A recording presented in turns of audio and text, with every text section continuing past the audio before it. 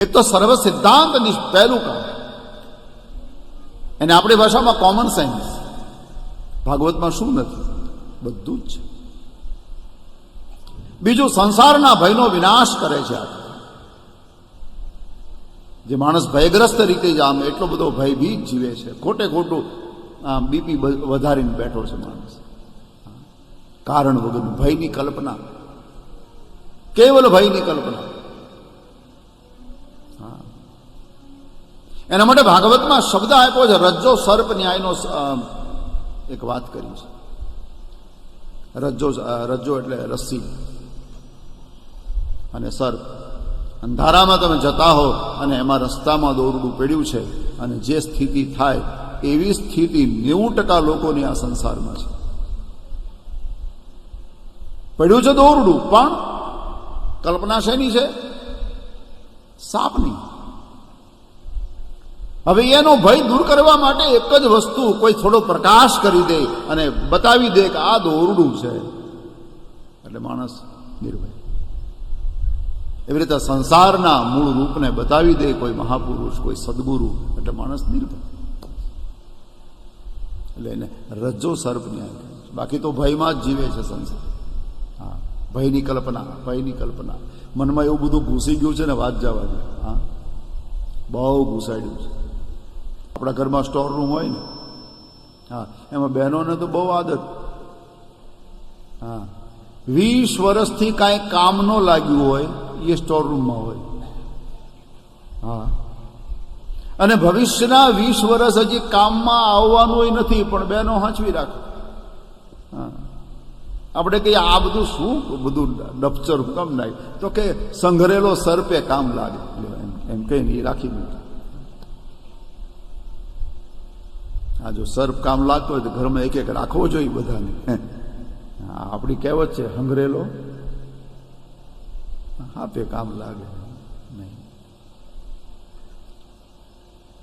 મન છે એ મનને ઘણા લોકો આમ સ્ટોર રૂમ જેવું બધું બસ રાખી જ મૂકે મનમાં નહીં. એમાંથી ભય ઉત્પન્ન થાય છે. જૂનું બહુ વિચારવાથી. હા, આપણે ત્યાં શાસ્ત્રનું સૂત્ર છે, ભૂતકાળને બહુ યાદ કરવાથી શોક આવશે. ભૂતકાળને યાદ કરવાથી શોક આવે, અને ભવિષ્યને યાદ કરવાથી ભય જાગે. એટલે ભવિષ્યકાળથી પણ બહુ ચિંતન ન કરવું. 20 વર્ષ પછી મારું શું થશે, એટલે માણસ તું અત્યારે જીવી લે ને. એટલા માટે આપણા નરસિંહ મહેતા એ બહુ સુંદર કહ્યું છે, આજની ઘડી રળિયામણી. હે મારો વાલો આવ્યાની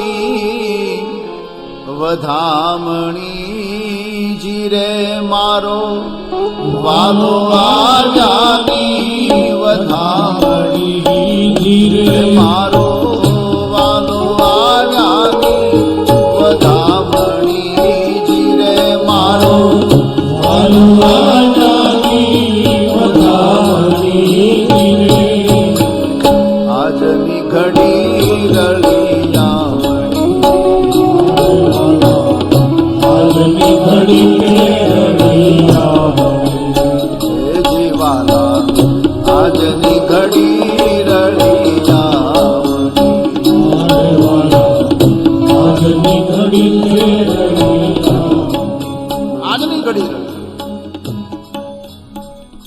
એટલે જે વર્તમાનમાં જીવે છે સુખી છે.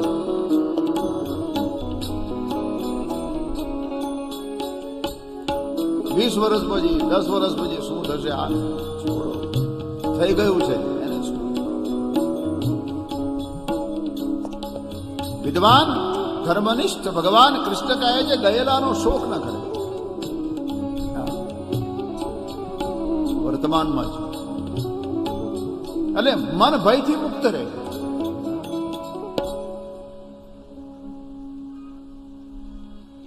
નહીં તો ભય ઘેરી વળે છે. ભયની કલ્પના એટલે હકીકત છે નહીં, પણ કેવલ કલ્પના, વિચાર, ભયનો વિચાર.